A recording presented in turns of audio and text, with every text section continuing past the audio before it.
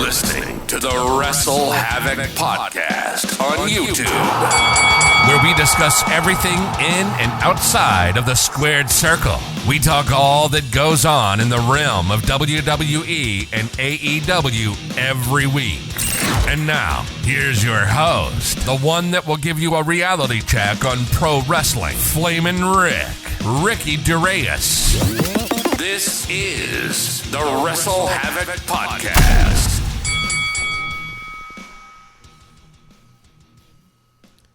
What's up, everybody? It is Flamin' Ricky DeReyes right here on the Wrestle Havoc podcast, here to review WWE Payback 2023, coming to us from Pittsburgh, Pennsylvania.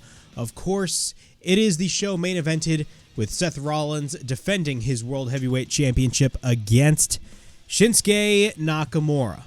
But, of course, while we had this Payback pay-per-view and we're going to have AEW All Out, speaking of AEW, a bombshell report, or I should say a bombshell announcement, has been dropped on social media before Payback, and that was the official announcement of the official termination of one Phil Brooks, CM Punk. It is official. CM Punk is gone. CM Punk is terminated, and CM Punk is fired from All Elite Wrestling.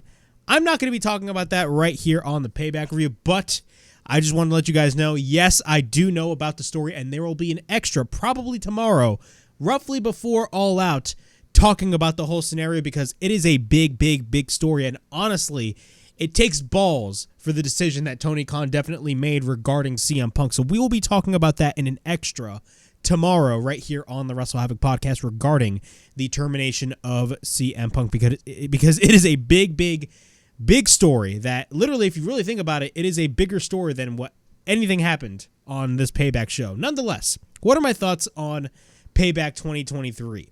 It's pretty much safe to say that I was not really excited for this pay-per-view, to say the least. Number one, I don't want to say anything about the build because, number one, throughout the majority of the build, I was on vacation. But looking at the card, I wasn't really that interested in what the card offered.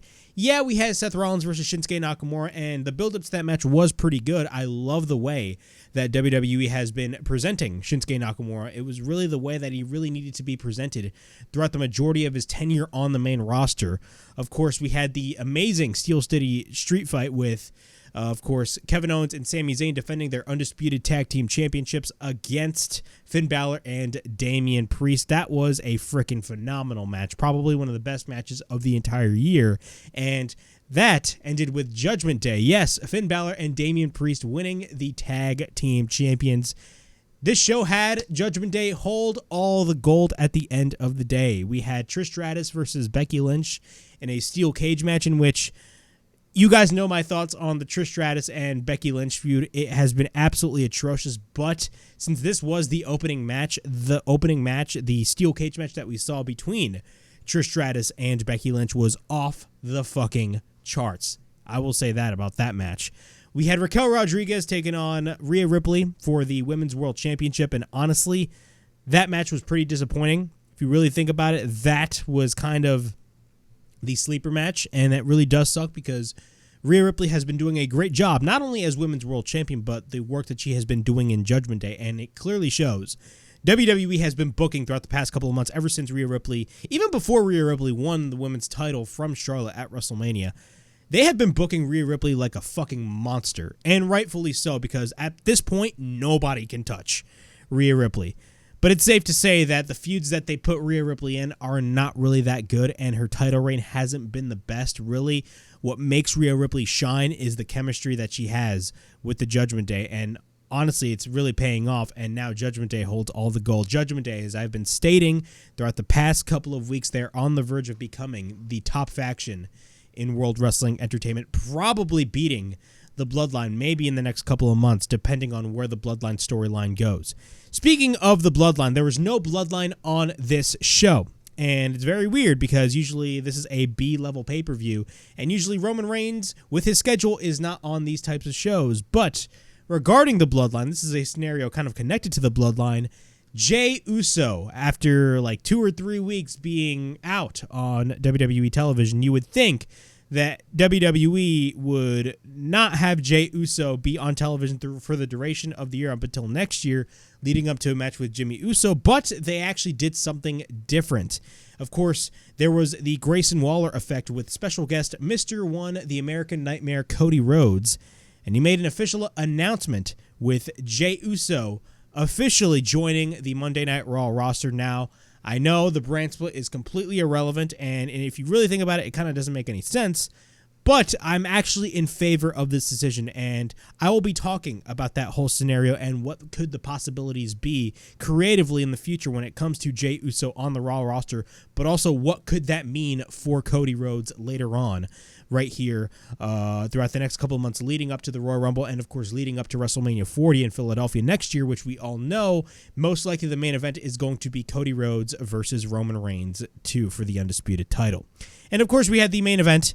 We had Shinsuke Nakamura Shinsuke Nakamura defend. He's not even the champion. Seth Rollins defend his World Heavyweight Championship against Shinsuke Nakamura, which was a pretty good match, but again, the crowd was not really that into it, to be quite honest with you. We also had LA Knight versus The Miz with John Cena. Yes, John Cena was the host of Payback, and he was the special guest referee for this LA Knight and Miz match. I thought it was a pretty good match, to say the least, and LA Knight won the match, but could we be seeing a match between LA Knight and John Cena further on down the line? I'm going to be talking about all this and much more right here on the WWE Payback 2023 review right here on the Wrestle Havoc podcast, of course, in which we discuss everything in and outside of the squared circle. Make sure to like and subscribe for more content, and as the freaking referee would say, ring that damn bell for more notifications. Of course, if you guys had missed it, the WWE SmackDown review is up on the channel. I talk about John Cena making his return on the go-home show before WWE Payback. And, of course, he had a really good opening segment with Jimmy Uso. So if you guys haven't checked out the SmackDown review, the link will be in the description below. Of course, I talk about, this is actually quite of a teaser. This is the thumbnail for the extra that I'm actually going to be uploading hopefully tomorrow before All Out, about CM Punk officially being fired from All Elite Wrestling. So that is the thumbnail right over there. But if you guys are looking for me about talking about the story, I will be talking about it tomorrow right here on the Wrestle Havoc podcast. But also, if you guys missed the Dynamite review is also up on the channel. I talk about and ask if you guys are really excited for All Out, because I'm honestly not, and you're going to have to pay $50 for this pay-per-view. But from what I have heard for Collision, we officially have Bryan Danielson. Yes, Bryan Danielson makes his return early from his injury caused at Forbidden Door against Kazuchika Okada. He's going to be facing Ricky Starks, so that's going to be great. But if you guys haven't checked out the Dynamite review, the link will also be in the description below. All right. Let's go ahead and talk about WWE Payback. The show kicks off. Of course, the show is taking place in Pittsburgh, Pennsylvania, and the show kicks off with Trish Stratus and Becky Lynch in a steel cage match. Now, I was not really excited about this match. I'm going to be brutally honest with you guys. I was not excited about this match whatsoever because of the nature of the fact that the feud between Trish Stratus and Becky Lynch has been quite dog shit, if you really think about it. I went on record and said this whole thing really did nothing for Zoe Starks, but really after the outcome of what happened after the match, honestly, WWE probably has an ace up their sleeve regarding the direction of Zoe Starks, so I actually like that whole thing. But nonetheless, what are my thoughts on this overall match? I think the overall match itself was a great opener. I will say, though, in the beginning of the Trish and Becky match, I was kind of really distracted by everything that has been going on social media regarding the CM Punk situation. Apparently, Tony Khan he before Collision even went on the air, he was literally sitting on a chair on the stage talking about how this was one of the most difficult decisions he made and his life was in danger. Whatever. I'll talk about all of that tomorrow on the extra. But still, I got distracted by a lot of the stuff going on social media because social media is full of memes and social media is full of a lot of discourse and a lot of discussion regarding the whole CM Punk thing. Literally everybody was talking about the whole CM Punk thing during the Payback show. But nonetheless, The match was a phenomenal opener. I really enjoyed the opener. Trish Stratus, even at her age, looks fucking phenomenal. And I've said this at the WrestleMania review, and I've said this every time Trish Stratus wrestled in any type of wrestling ring in 2023. At her age, she's really good at what she does. And Becky Lynch also made her look very, very, very good. So going through the match, of course, Trish tries to climb the cage. Becky comes in, but then Trish hits a right hand. Becky regains control into the match. Becky then bumps her into the corner turnbuckles. She ends up hitting 3 exploder suplexes on Trish, and then she drives Becky down to the mat. At this point, Trish is in control of the match. She climbs the cage, but then Becky goes up as well. One thing I will say, and I never liked about WWE cage matches, is the fact that there is a rule that you have to escape the cage. The whole purpose of the cage is for the wrestlers to be locked in the cage. The fact that, you can win by escaping the cage, I always thought was a dumbass idea. But Trish gets taken down. Trish tries to come back and drives her down, but then Trish sends Becky to the cage. Trish then pulls the hair of Becky, but then she boots Becky on the cage fence. She drives Becky face first onto the cage, and then Becky ends up going for repeated rights. Trish then goes for a spine buster, and then we get a cover by Trish and a kick out. Trish then tries to escape to the door, but then we get a roll up by Becky, and then we get a near fall. We then get a cover by Trish and a kick out. Trish continues to be in control, but then Becky tries to turn things around, but then she sends Trish onto the cage. Becky then picks up Trish, sending her headfirst onto the cage, and then Becky takes down Trish, but then we get a cover by Becky and a kick out. After that, Becky tries to apply the disarmer, but then Trish manages to escape the disarmer. Trish then sends Becky once again to the cage face first. Trish ducks a clothesline with the spider, kind of like what Bray Wyatt usually does, but Becky ends up hitting the leg drop onto the midsection of Trish Stratus, taking her down. We get a right hand by Becky, and then we get a right hand by Trish. Becky goes for a kick. Trish gets sent to the cage once again, but then bumps Trish headfirst onto the cage. After that, both women bump each other on the fence face first. Becky goes for repeated bumps on Trish headfirst onto the cage, but then at this point, Trish is on the top rope. Becky then goes for a leg drop on Trish onto the top rope, and then we get a cover by Becky and a kick out. Becky is on the top. Trish regains control. Trish is upside down, but then she manages to get up. After that, they exchange right hands. Trish goes to the top of the cage, but then she kicks away Becky. But then Becky comes back. She takes Trish up on her shoulders, and then Trish fights her off, but then Becky comes back. She ends up hitting a powerbomb, and then we get a cover by Becky and a kick out. Trish later picks up Becky, and then she ends up hitting the Widow's Peak.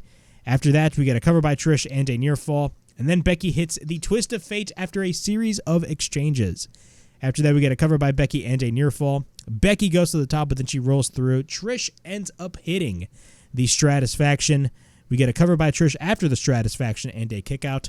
Trish then goes to the top of the cage later on, but then Becky comes back up. Every time when Trish goes up on the cage, Becky just comes back. After that, Trish ends up hitting a bulldog off the top on Becky. We get a cover by Trish and a kick out at 2. Trish once again goes to the top, right? She goes to the top of the cage, but then Becky is also on the top. Both women go for a series of exchanges on the top of the cage, and after that, Trish is this close to escaping. But Becky grabs Trish Stratus last minute. We get a headbutt by Trish, but Trish ends up getting trapped. Her legs were actually trapped within the top of the cage, and she's actually hanging upside down from the cage, which is a very, very, very scary ritual because... I said ritual, a visual, because of the fact that if you really think about it, if she falls, she will fall on her head. And so that was a very scary visual on that point, but she manages to get up. You can tell how athletic Trish Stratus is, even at her age. She got herself up from that crazy-ass spot. Trish frees herself. Becky gets Trish up from the top rope with Trish, and then Becky ends up hitting a superplex. Yes, a superplex. Not just a normal superplex. A superplex off the top. We get a cover and a fucking kick out. Becky then climbs to the top of the cage, but then Trish, meanwhile, sees the door. She crawls to the door, which if you really think about it, kind of made Becky look stupid. Like, if you are honestly winning the match, why the fuck would you climb the cage if clearly the door is right fucking there? You could just easily open the door, and that is it, and the match would be over. But no, Becky looked kind of dumb in that situation. But after that, Trish, meanwhile, sees the door. She crawls to the door, but then Becky escapes, and then she comes in, but then Zoe Starks enter the fray. She enters the fray, and then she pulls Trish, but Becky also pulls Trish, and then Zoe drives the door on Becky Lynch. Trish ends up going for the roll-up, and we get a near fall. She tries to go for the chick kick, but she missed. Becky ends up hitting the manhandle slam.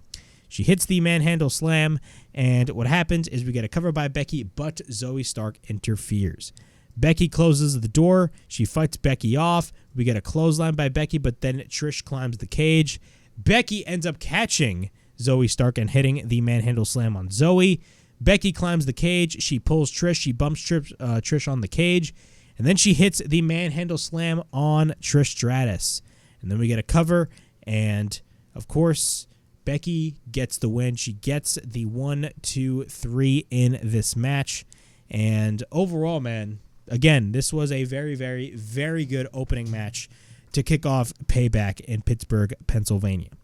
Again, for a feud that I have not been interested in whatsoever, I've been very vocal about this whole Trish Stratus and Becky Lynch feud. It has been absolutely dog shit. I fucking hated it. This match was probably the best match that Trish Stratus and Becky Lynch had because, again, their chemistry was very good. The story, how you could say the story that was being told was pretty good.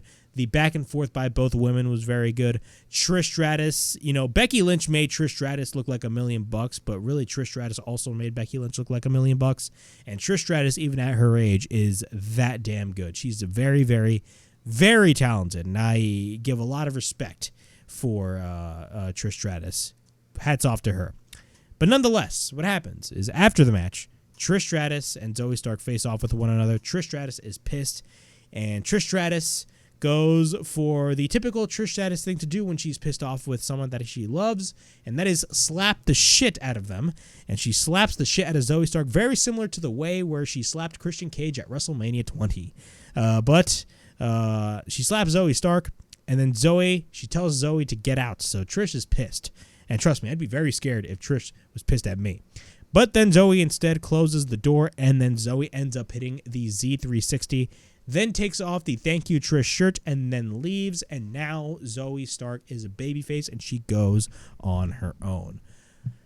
What could this mean? Could we be seeing a feud between Trish Stratus and Zoe Stark? I have absolutely no idea. I will say, if that's going to be the case, the build-up for the match is probably not going to be good, considering the fact that Zoe Stark is very green when it comes to promo. She's very talented in the ring. But when it comes to her promo skills, forget about it. We've seen that with her and Becky Lynch. We do not want to see another Zoe Stark promo. But nonetheless, could we be seeing another match between, well, not another match, but a match between Zoe Stark and Trish Stratus? I assume yes. And honestly, I think it's going to be pretty good. But again, the build-up is probably going to be fucking atrocious. But nonetheless, Zoe Stark is now officially a babyface. After that, we got a John Cena segment. Yes, John Cena, the official host. WWE loves their hosts for their big PLEs. He welcomes us all to Payback. Of course, what a first match, he says. That was awesome.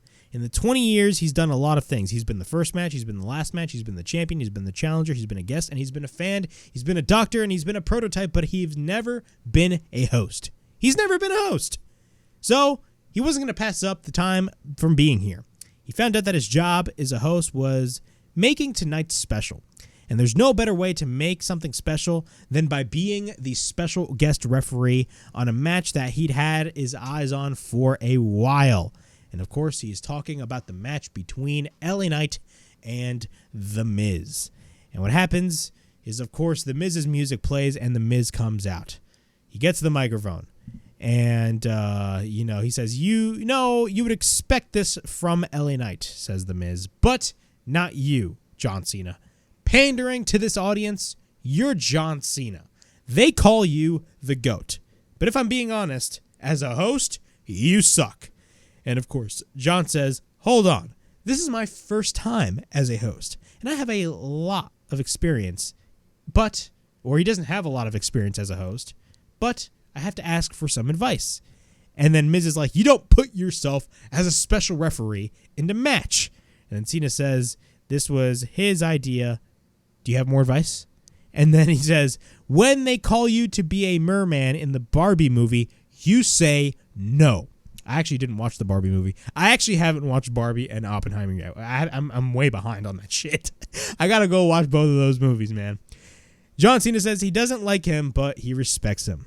He wants to make tonight's special, and he's asking for help. Some advice. And Miz says, I got some advice for you. You got to be more involved.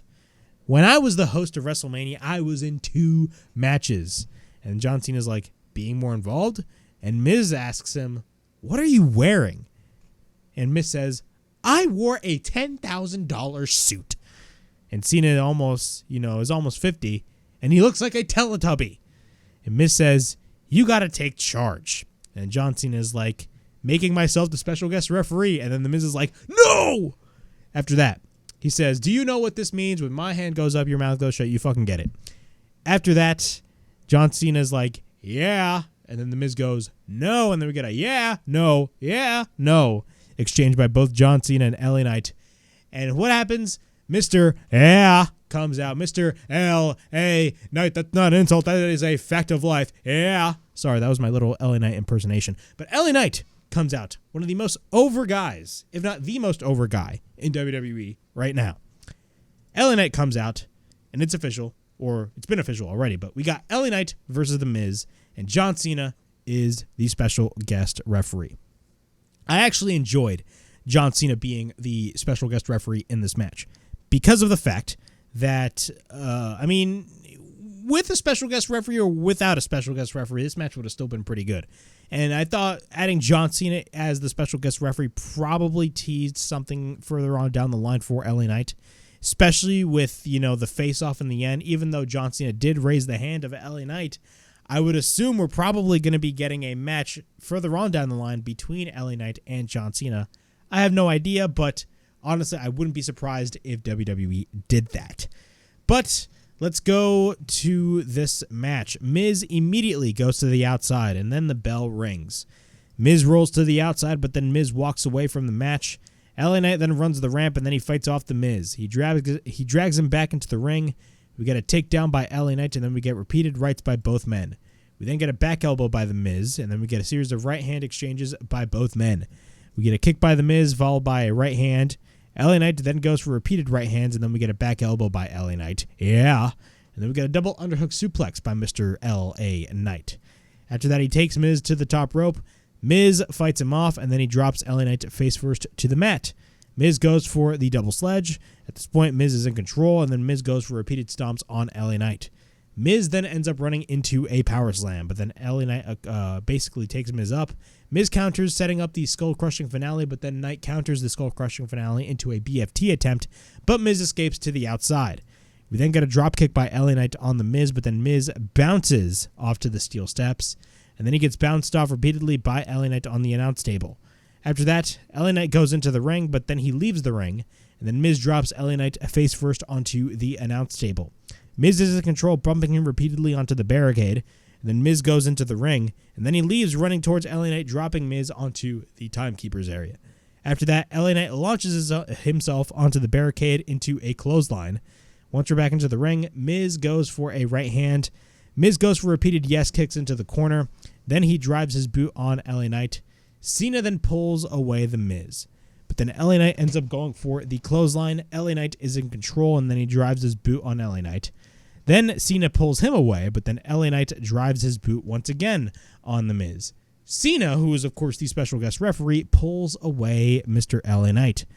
Both men face off against one another. Miz gains the advantage. Miz goes for repeated stomps, but then Miz continues to work on LA Knight. LA Knight goes for the boot. We get a kick by the Miz, but then Miz catches LA Knight with the DDT. After that, we get a cover and a near fall. Miz goes for a side headlock on LA Knight. He takes LA Knight to the apron, but then Miz slides onto the outside, dropping him face first on the apron. Once we're back into the ring, Miz goes for repeated kicks. Then we get kicks to the back of LA Knight. And then we go for a series of kicks on the chest of LA Knight. At this point, LA Knight gets up. Miz misses a kick, and then LA Knight drops down Miz onto the mat. Both men are down. LA Knight goes for repeated rights, and then he sends Miz into the corner. Then he ends up hitting a neck breaker. LA Knight goes to the top, and then he drops Miz down with a bulldog, and then a kick onto the face of the Miz. We get a cover and a near fall. We get repeated stomps on the Miz, but then LA Knight goes for the running knee. Knight picks up the Miz, but then Miz escapes. He sets up the skull-crushing finale. LA Knight manages to escape, but then we get a roll-through by the Miz. LA Knight misses the kick, and then we get a DDT by the Miz. And then we get another DDT by the Miz. And then we get a cover, and LA Knight kicks out once again. Later, LA Knight counters the skull-crushing finale. He manages to go for the roll-up, but what happens is we get a near fall. Miz then ends up sidestepping LA Knight. Miz misses the clothesline into the corner, but then LA Knight goes for the spinning neck breaker.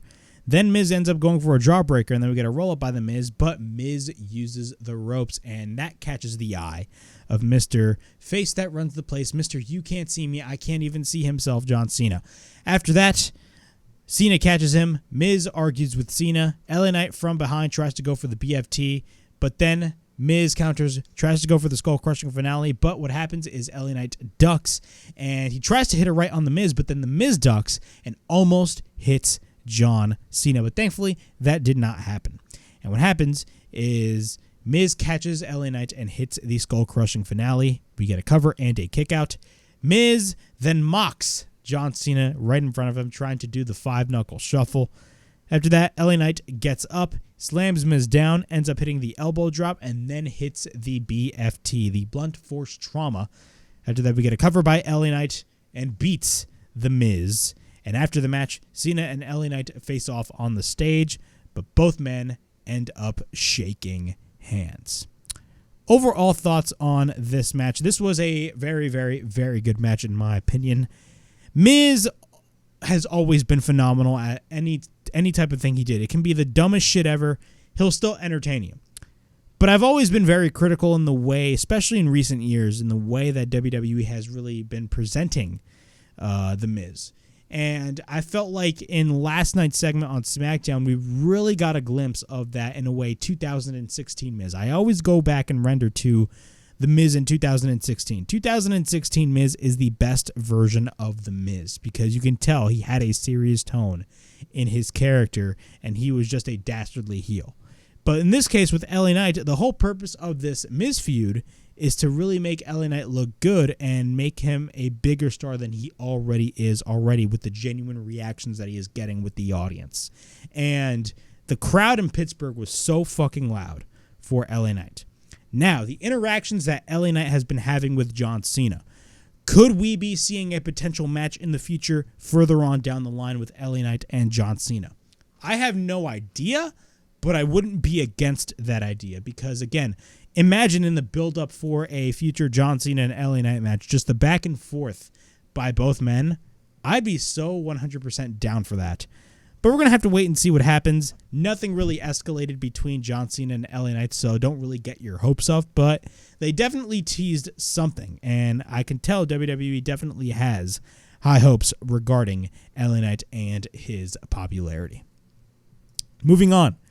We got the United States Championship match with Rey Mysterio defending his title against Austin Theory.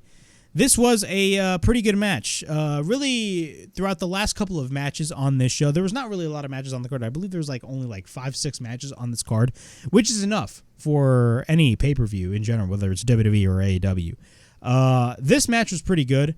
The majority of these matches after this LA Knight match, and excluding the street fight, you know, the crowd was really kind of dead in some of these one-on-one matches. For example, Raquel and Rhea was very dead. Shinsuke versus Seth Rollins, the crowd was very dead. And I believe during the Rey versus Austin Theory match, the crowd was kind of dead in some moments of the match. But I will say about this Rey Mysterio and Austin Theory match for the U.S. title, if you really think about it, you know, even though the crowd was dead, I mean, Rey Mysterio looked fucking beautiful in this match. He was great against Austin Theory. And Austin Theory really definitely kind of hung up there, and he definitely really, you know, took the fight to Rey Mysterio in this match. This match was a relatively short match, but it was not a bad match whatsoever. Theory drags Rey into the corner. We get a kick by Rey. Rey goes to the middle rope, but then he hits repeated right hands. Theory catches Rey up on his shoulders, but then Rey Mysterio escapes. And then Theory ends up hitting a clothesline. Theory is in control. He ends up hitting a suplex, and then we get a cover by Theory and a near fall. Theory then goes for a second suplex. Both of those suplexes, by the way, were fisherman suplexes. After that, we get an inside cradle by Rey, but then Theory ends up kicking out. After that, he hits an elbow. Then he manhandles Rey, basically spinning him around. Not spinning him around like Claudio would do, but he would still spin him around and ragdoll the shit out of Rey Mysterio. And after that, he applies a side headlock. Theory then drives the knee on Rey, but then Theory sends Rey into the corner. Theory hits repeated right hands on Rey, but then he takes Rey to the top. Theory also goes to the top, but then he hits repeated right hands. Theory then goes and tries to rip the mask off. Yes, he tries to rip the mask off of Rey Mysterio. How many fucking times have we seen that in AEW regarding Pentagon? Penta all the time. You know, in many of the matches, in any big matches that Penta would be in, he'd always, you know, his opponent would always try to fucking rip the mask away from Penta. And they're doing the same thing here with Rey Mysterio. But he tries to rip off the mask of Rey, but then it doesn't work. Rey goes for repeated back elbows, but then Rey goes for a moonsault off the top. Rey Mysterio goes for a beautiful head scissors, sending Theory to the outside, but then Rey slides to the outside and hits a tornado DDT on the floor, which looked amazing. He sends Theory into the ring. Rey goes to the top, and then he hits the seated senton. We get a cover by Rey and a near fall. We then get the springboard head scissors by Rey on Theory. Theory is on the middle rope. He misses the 619. We get a back elbow by Theory, but then Rey jumps on the second rope. We then get a spinning powerbomb by Austin Theory. He manages to pick up Rey, but then Rey escapes. He hits the enziguri, but then Theory is on the apron. We get a rolling shotgun dropkick by Rey, but then Rey hits a dropkick of his own. Both fight each other off. Rey takes Theory to the middle rope, setting up and hitting the 619. We then get the splash countered with the knees up. Theory picks up Rey, but then we get the 8-count down countered with a roll-up. 1, 2, 3. Rey Mysterio retains the United States Championship. Overall thoughts on this match. This was a pretty good match that 100% got the job done. And once again, Rey Mysterio looked phenomenal, even at his age. Very similar to Stratus, but Rey Mysterio, even at his age, he is so fucking insane. He is just phenomenal to look at. Like, Rey Mysterio in this match was on a different level than you have seen him in any other type of match that he had wrestled in. I don't know about you, but that was the feeling that I really got. But it was the right decision for Theory not to win back the United States Championship, because if you really think about it, what was the whole point of Rey Mysterio winning the United States Championship only for Austin Theory to get it back? That's just my opinion right over there, but nonetheless, Rey Mysterio gets the win over Austin Theory, and he retains the United States Championship. After that, Becky Lynch is in a backstage interview. She's asked, what is next for the man? And then what happens is the NXT Women's Champion comes in, and she says, when she mentioned all the greatest NXT champions of all time. She talks about Charlotte Flair, all the list of NXT Women's Champions, right? Asuka. And she also mentioned Becky Lynch, but she says she totally forgot that she was never a champion, and she apologizes. Becky asks, shouldn't you be focused on your title and the title defenses that you have? And then Tiffany says, yes, toodles, and then leaves. Could we be seeing a future match between Tiffany Stratton and Becky Lynch? I have no idea. I do not watch NXT, but I've heard a lot of great things about Tiffany Stratton, and she's really doing a lot of good things down in NXT. We got Kevin Owens and Sami Zayn taking on Finn Balor and Damian Priest of the Judgment Day in a Steel City street fight for the undisputed WWE Tag Team Championships. This match was off the frickin' charts, man. Probably one of the best matches of the year, and probably one of the best matches of the entire night, if not the best match of the entire night. Was this on Anarchy in the Arena or Stadium Stampede levels? No. Granted, there was some bleeding in this match with Kevin Owens bleeding on his head, but it wasn't like crazy Jon Moxley bleeding or, almost everybody bleeding at the same time in this fucking match. No, it wasn't really like that, but it still got the job done. And knowing WWE, they're not going to go to the lengths of what a Stadium Stampede or a, what was that other thing? Stadium Stampede and Anarchy in the Arena. They wouldn't go to those lengths like AEW would. But still, nonetheless, I enjoyed this match for what it was. You can tell the crowd was definitely into what they were watching. Kevin Owens and Sami Zayn looked fucking great. Some of the inclusion of the members of the Judgment Day, literally everybody from the Judgment Day, coming from Dominic to Rhea, were involved in this match. But also we had the involvement of J.D. McDonough. Throughout the past couple of weeks, of course, we all know that J.D. McDonough has been, in a way, inserting himself into Bloodline business. even though he's not an official member of the Bloodline. And JD McDonough is friends with Finn Balor. And honestly, if you really think about it, they're 100% teasing JD McDonough to join the Judgment Day. And they've been teasing that ever since JD McDonough, I believe, first came into the main roster, but then there was kind of like a little short break on that, and we really didn't see JD McDonough at all on television until the last couple of weeks. So that was great to see. But nonetheless, this was a pretty good match, to say the least. A brawl breaks loose as soon as the bell rings. Sami throws chairs into the ring, but then he gets hit with the kendo stick by Finn Balor. Balor then takes out the steel bucket and a towel. I believe it was the yellow towel of Pittsburgh, and he got a lot of heat for that. But then Kevin Owens comes in, and then he takes out Balor. He gets bounced onto the announce table. Kevin Owens then hits him with the kendo stick. Damian Priest comes in. Judgment Day end up ganging up on Kevin Owens, but then Sami Zayn ends up hitting a somersault on the outside. Both Kevin Owens and Sami Zayn take out trash cans, so they want to throw out the fucking trash. After that, Sami hits Balor with the can, but then they gang up on Priest, hitting him with the trash can repeatedly. Kevin Owens then ends up paying respect to Terry Funk by taking off his shirt, revealing another shirt showing a photo of Terry Funk, so that was great to see.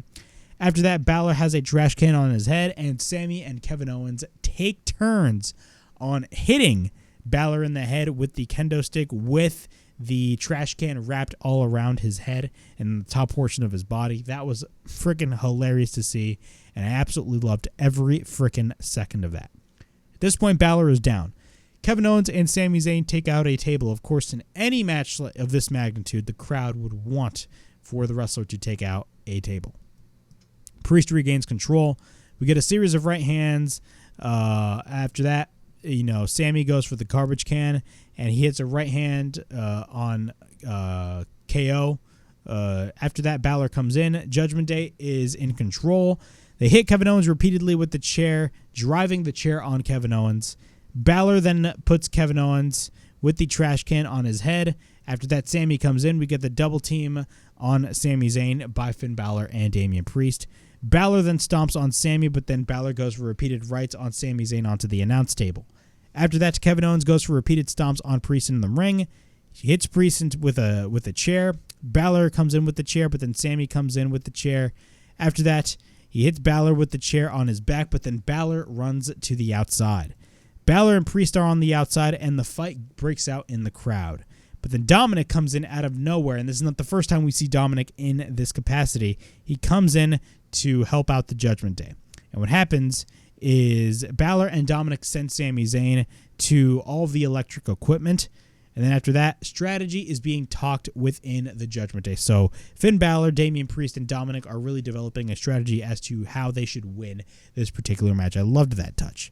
After that, what happens is Sami Zayn and Kevin Owens, while they were in the electronic equipment department with the crowd, they revealed themselves and they were wearing jerseys from the Pittsburgh hockey team. It's not the Steelers because that's the football team. I completely forgot what their NHL team is.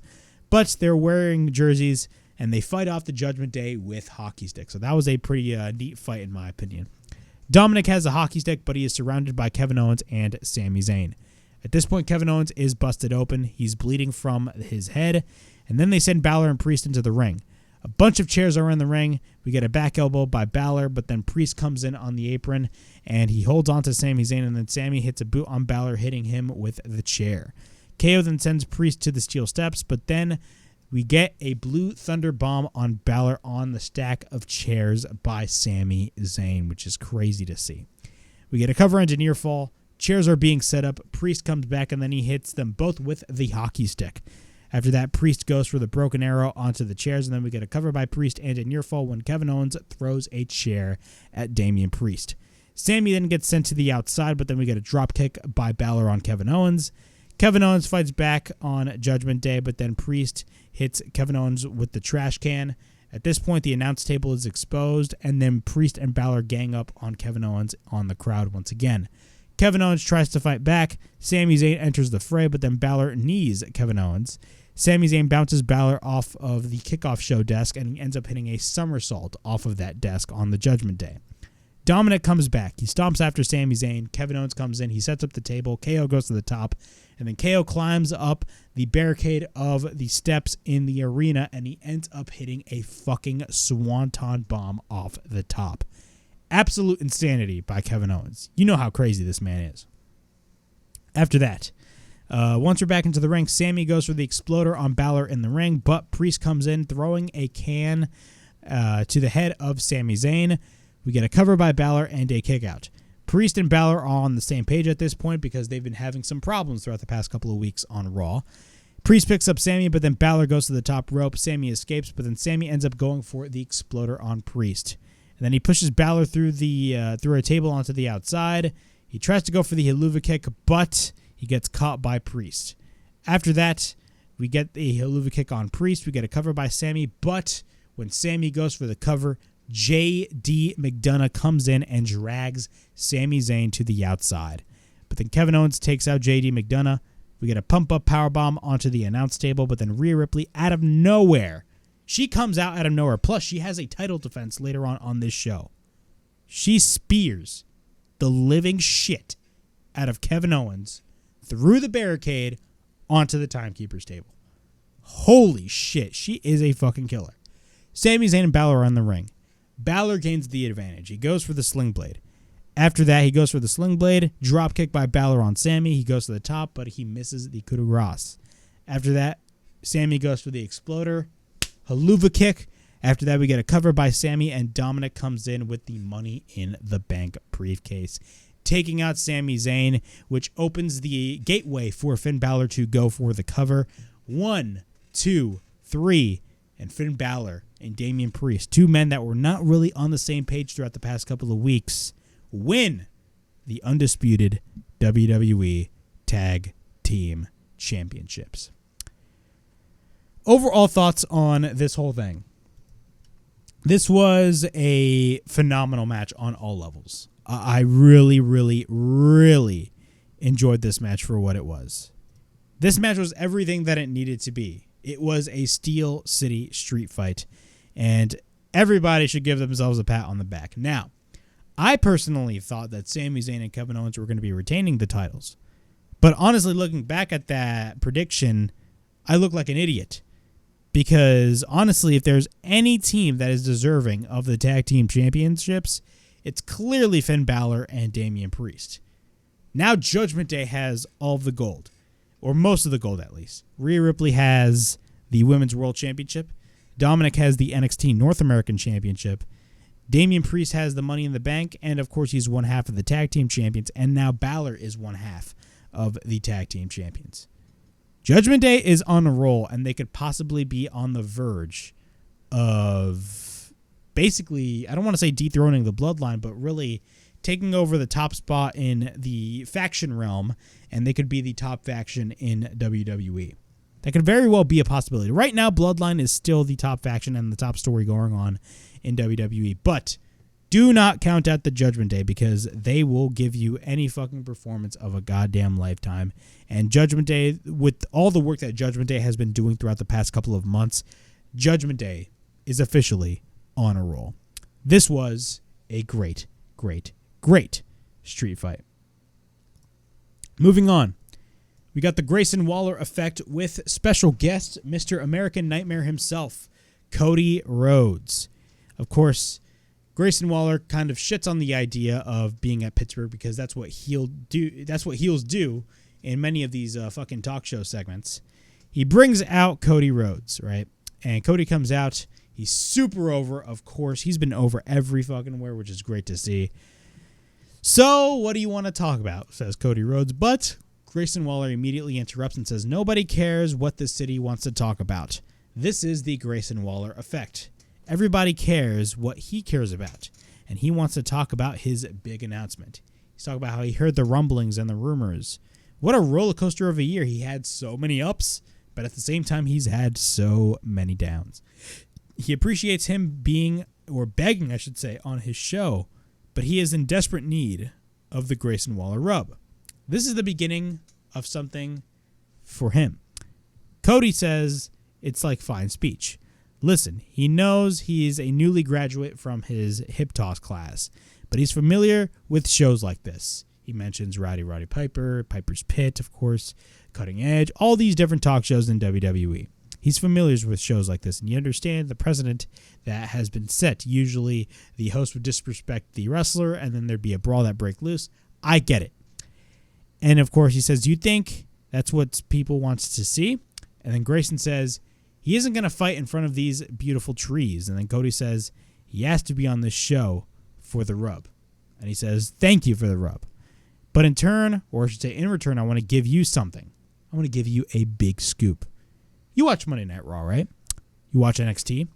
Do you watch SmackDown? And Grayson says, yes, I watch SmackDown because I primarily watch my stuff, and that is the show I'm on, which is hilarious. SmackDown is intriguing. He saw something that happened a few weeks ago, and the wrong one needed to be righted. Whatever political stroke he has, he cashes in and hopes that this isn't a decision. But ladies and gentlemen, please welcome our newest member to the Monday Night Raw roster, main event, Jey Uso. Jey Uso is now officially a part of the Raw roster. Grayson Waller ends up interrupting.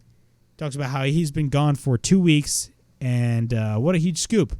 First having Cody, now Jey Uso. This is the Grayson Waller effect.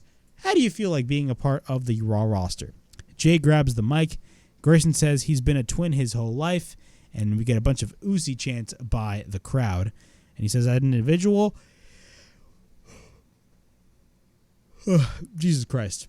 As an individual, he achieved absolutely nothing. That is exactly what Grayson Waller told Jey Uso.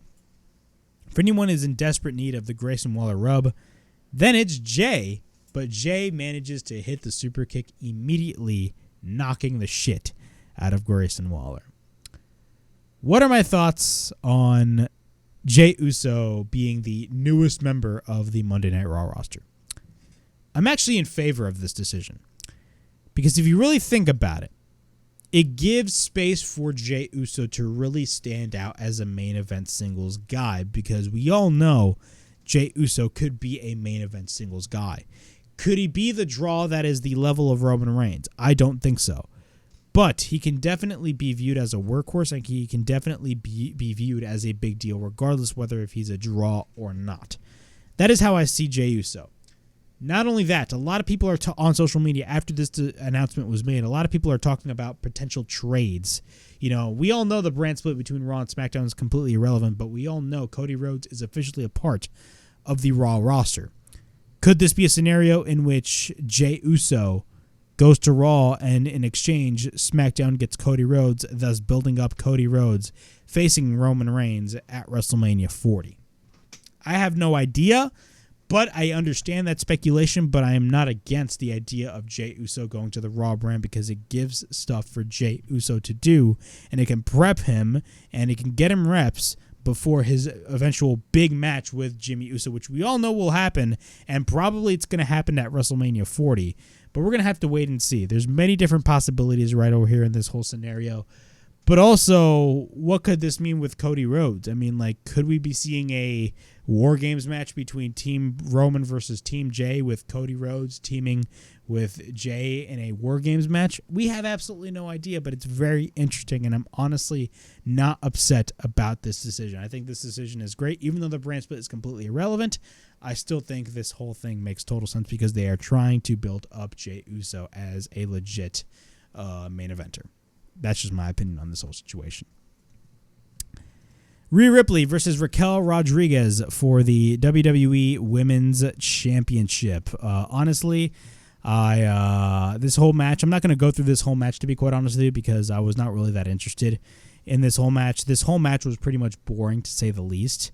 So I'm not really going to go through spot by spot in this match. And, Rhea flexes in this match. She drops down Raquel. We get a cover by Rhea and a kick out. We get a snapmare by Rhea, followed by a kick to the back of Raquel, but then Rhea applies the abdominal stretch. Later on in the match, we get repeated shots on Raquel. Raquel gets up, but then she grabs the throat of Rhea, but then she hits repeated clotheslines. Then we get a shot to the back of the neck of Rhea, but then she ends up hitting a slam, followed by a splash into the corner. Raquel goes to the top, but then Rhea kicks the back of Raquel, but then Rhea hits repeated stomps. Rhea then goes for the headbutt. Rhea is on the top rope, but then Raquel drops Rhea onto the top rope.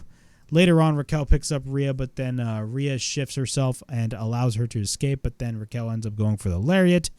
We get a cover and a near fall. Raquel drives Rhea into the corner. Later on in the match, Dominic comes out. He gets dragged into the ring. Raquel ends up picking up Dominic, and she slams down Dominic. But then we get a kick by Rhea, then a kick to the back of the head of Raquel, and then Rhea ends up hitting the Riptide, and we get a cover, and Rhea Ripley retains the WWE Women's World Championship.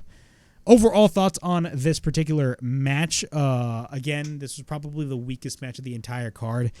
Going in, you should have known that Raquel Rodriguez was not going to get the win. I mean, let's be honest with ourselves, and I mean this with the utmost respect towards Raquel Rodriguez. Raquel Rodriguez is very good in the ring, but she lacks charisma and she really lacks character work. And if you really think about it, the way that they have been presenting Raquel Rodriguez, it is very, very, very generic in my opinion. And I think Raquel Rodriguez, every time she comes out, she always comes out with a smile. You know, she has generic theme music. Literally, if you want the definition of generic, you got Raquel Rodriguez. And it is not her fault. It is not Raquel Rodriguez's fault. It's the creative direction, in my opinion. And I've said this about Rhea Ripley for the past couple of months, ever since she won the Women's Championship at WrestleMania. I think Rhea Ripley is doing very well for herself, and she's being booked like a freaking monster. And that is great. But at the same time, her title reign, in my opinion, has been kind of lackluster, even though they are booking her very strong, which is a positive. I think her title reign as a whole, I'm not really that interested in, because of the fact that who is there for Rhea Ripley to feud with at the end of the day? I mean, like, she'd feud with Liv Morgan. She had a brief match with Zelina Vega, and now she has a feud with freaking Raquel Rodriguez. Like, these are feuds, in my opinion, that are really uninteresting. And I really want to see a feud with Rhea Ripley that honestly has me intrigued, and unfortunately we don't really have that. Even a feud with Bianca Belair I wouldn't be that intrigued with. Maybe I'm wrong, but still, even though her title reign hasn't been the best, the way that they have been positioning Rhea Ripley, clearly Rhea Ripley is at the top of the women's division. It's not Io Sky, it's clearly Rhea Ripley. And honestly, you can't blame WWE for that, because honestly, Rhea Ripley is reaching that point in her career where she started to get super popular, not only with the WWE audience, but she's actually getting popular with a lot of non-wrestling fans. Because my sister, right? My sister, like, she is a big fan of Rhea Ripley, and she doesn't even watch wrestling at all. Like, Rhea Ripley is going to that level, and you love to see it. Rhea Ripley at this point is on another level. Yeah, her title reign has been quite lackluster, but the way that they have been booking Rhea Ripley as a character and the chemistry that she is having with the Judgment Day, I'm enjoying very much. WWE definitely struck gold with Rhea Ripley joining Judgment Day. Those are my thoughts on that. John Cena is backstage, and he's channeling his backstage correspondent. He is now a backstage interviewer. He brings in Finn Balor and Damian Priest. Finn Balor is like, the champs are here. Priest then says that they are family, brothers fight, but nobody can stop the Judgment Day now. They stand as champions, and of course the Judgment Day, they will always rise, and it's time to go celebrate because they got all the gold. Very interesting developments, man. We had no cash-in with Damian Priest in the Seth Rollins and Shinsuke Nakamura match. Yes, there is some tension within the Judgment Day between Damian Priest and Finn Balor. Could we be seeing a scenario in which Damian Priest ends up, getting kicked out of the Judgment Day in favor of JD McDonough? I definitely do see that happening because of the fact that, again, they've been teasing JD McDonough, and I believe WWE views very highly of Damian Priest, which is great to see, but honestly, I think that's a little bit too early for you to break up, or not break up, but for you to execute a member in replacement of another one. Instead, what I would have done was just add JD McDonough, and that's it, because there's still a lot of time in the tank for the Judgment Day. I said this about when Edge first started the group. I thought when Edge first started the Judgment Day, I thought it was a brilliant idea. And I know a lot of people were not really enjoying what Edge was doing with the Judgment Day, but in my opinion, I thought they kind of killed off Edge way too early. Way too early. But at the end of the day, it ended up paying off. So maybe with Priest getting possibly kicked out of the Judgment Day in replacement for JD McDonough, that could possibly make Damian Priest into a much bigger star. And looking back, Damian Priest has been in the Judgment Day for well over a year. Like, Jesus Christ, a long-ass time. But we're going to have to wait and see what happens. But the Judgment Day story is a story to definitely keep an eye on. We got the main event. We got Seth Rollins taking on Shinsuke Nakamura for the World Heavyweight Championship. I'm not going to go through the majority of this whole match. This was a pretty good wrestling match. I actually enjoyed the match for what it was. But unfortunately, again, and I've said this with a lot of other matches, but this one in particular, even though the match itself was great, Shinsuke Nakamura was dominating Seth Rollins throughout the majority of this whole match, man. He was fucking murdering Seth Rollins. And Seth Rollins definitely did get a lot of offense in this match as well. And the match was being booked very well. I loved the story that was being told. It was a great match from a psychology standpoint and just from a story standpoint. I really enjoyed the match. But unfortunately, for me, a part of what makes a good wrestling match is the reaction with the crowd. And really, when the crowd is not really that interested in what was going on, I felt like the crowd was kind of dead for this match. I may be totally wrong. I'm going to have to watch this match back. I wasn't really feeling it when it came to this match, unfortunately. And it does suck because I love the way that in the past couple of weeks they have been positioning Shinsuke Nakamura. I think the way that they have been positioning Shinsuke Nakamura throughout the past couple of weeks on Raw, that is exactly how they should have treated Shinsuke Nakamura ever since he got called up to the main roster all the way back in 2017. So I love that they did that. The entrances alone, Seth Rollins' entrance was phenomenal, but Shinsuke Nakamura's entrance, man, he looked menacing. I loved the story that the commentators told as well. They really dove deep into Shinsuke Nakamura's past, talking about everything that he did in Japan, in the Tokyo Dome, everything. They didn't blatantly mention the Tokyo Dome, but you get what I'm saying. They clearly were mentioning Shinsuke Nakamura's past and how Shinsuke is really bringing that energy that he had before coming into WWE in this match with this new attitude against Seth Rollins. And that was a story that I really liked that the commentators told in this match, and it really brought new life, in my opinion, to the match. But nonetheless, the match itself was pretty good. I enjoyed it, but the crowd was just, in my opinion, kind of not into it or burnt out, in my opinion. That's just me. The match was not bad, though. It was a pretty good match, in my opinion, at the end of the day. I'm not going to go through everything in this match. We get a Hurricane Rana by Seth on Shinsuke off the top. Both men exchange shots. We get a Sling Blade by Rollins. Rollins goes to the top. We then get a Frog Splash off the top. And then after that, we get a cover end and near fall. Later on, Rollins picks up Shinsuke. Shinsuke escapes. Shinsuke misses a kick, and then we get a clothesline by Rollins. And then we get a cover end and near fall. Rollins then goes for repeated strikes, but then Rollins misses the stomp. Shinsuke then applies the sleeper, but then we get a back elbow by Seth. Shinsuke then is off the second rope with the flying knee, and then we get a cover and a near fall. We then get a slam by Shinsuke on Rollins, but then we get a snap suplex by Shinsuke. Shinsuke ends up picking him up, but then Seth escapes. Seth is then sitting on the middle rope, and then we get a kick to the back of Rollins, followed by a sliding German suplex by Shinsuke.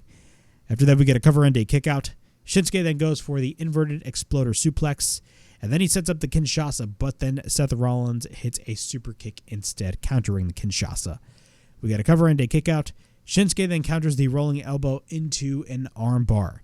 Rollins almost fades, but then Rollins picks up Shinsuke, he lifts him up, and then he ends up hitting the sit-out powerbomb, and then we get a cover by Seth and a kick out. Both men exchange shots. Both men continue with the exchanges, but then Shinsuke goes for the spinning kick. He picks up Rollins. Seth escapes, hits the enziguri. At this point, both men are down. Seth goes to the top, but then Shinsuke comes in, but then Shinsuke manages to pick up Seth Rollins. And it looked like he hit a Michinoku driver off the top. It was kind of like an inverted Michinoku driver, where instead of hitting it from the front, he kind of hit it from the back, and it actually landed Rollins towards the turnbuckle. That looked pretty fucking brutal. I don't know if that was a Michinoku driver spot, but it kind of looked very similar to that. I got to watch back the match. We got a cover and a near fall. Then he hits the Kinshasa onto the back of the neck of Seth. Then he sets up the Kinshasa, but Seth is down, so he can't hit the Kinshasa when Seth is down. Seth has to get up, of course. We get a slap by Rollins, a kick by Shinsuke. Shinsuke picks up Rollins, but then Rollins lands on his feet. Switch after switch, exchange after exchange by both Shinsuke and Seth, so this stuff is getting good. After that, Rollins goes for the pedigree. After the pedigree, Seth misses the stomp. After that, Shinsuke ends up going for a roll-up, but then Seth escapes, hits the stomped. We get a cover. 1, 2, 3. Seth Rollins gets the win and retains the World Heavyweight Championship against Shinsuke Nakamura. Overall thoughts on this match. I thought this match was, again, pretty good. The crowd reaction was really not the best if you really think about it. And honestly, was it one of the best main events of the year? In my opinion, not really. But this match, in my opinion, definitely got the job done. A lot of people wanted Shinsuke to win this match, but honestly, I do not think Seth Rollins is going... At this point, I just do not think Seth Rollins is losing that World Heavyweight Championship anytime soon. A lot of people are saying that he could possibly hold that title all the way up till WrestleMania next year, in which he would eventually drop it to Gunther. And honestly, I'm not against that idea, because if there's anybody that should really take the World Heavyweight Championship away from Seth Rollins, it is clearly Gunther. Look at the way that they are positioning Gunther right now as the Intercontinental Champion. He is on the verge of beating the Honky Tonks IC title record at this point.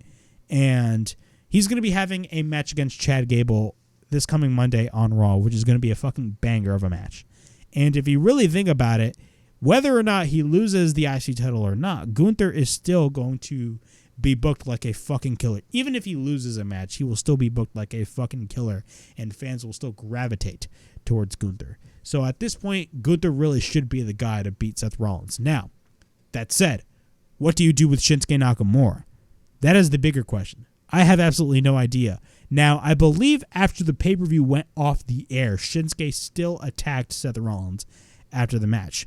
Could we be seeing a rematch between Seth Rollins and Shinsuke Nakamura further on down the line?